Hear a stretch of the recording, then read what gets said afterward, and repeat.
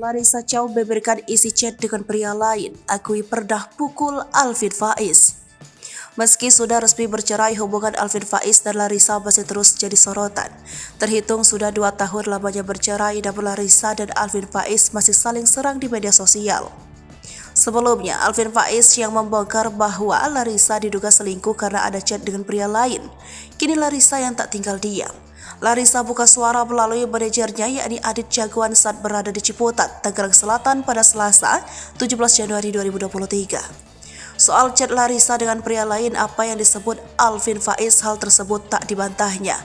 Namun, Larissa melakukan itu untuk memancing atau mengetes rasa cemburu Alvin yang memang dikenal cuek. Selain itu, Adit Jagoan juga membeberkan bahwa benar adanya Larissa Chow pernah memukul Alvin Faiz. Namun, itu pasti ada penyebabnya. Tak lain terjadi pemukulan itu hanya kesal atas perbuatan Alvin Faiz.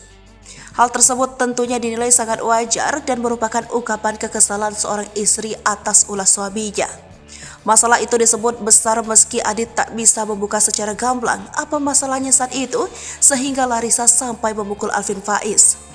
Setelah beberapa hari heboh dengan serangan Alvin Faiz di media sosial, pihak Larissa mengatakan, kini semua sudah selesai, sudah ada perdamaian di antara Alvin Faiz dan Larissa Chow. Terciptanya upaya perdamaian tersebut tidak terjadi secara langsung. Adit yang menjadi penengah mengupayakan adanya komunikasi antara mantan suami istri itu. Adapun alasan tak adanya pertemuan langsung antara Alvin dan Larissa karena Adit ingin menjaga perasaan Hendry Rahman yang kini berstatus sebagai istri dari putra sulung mendiang Ustadz Arifin Ilham itu.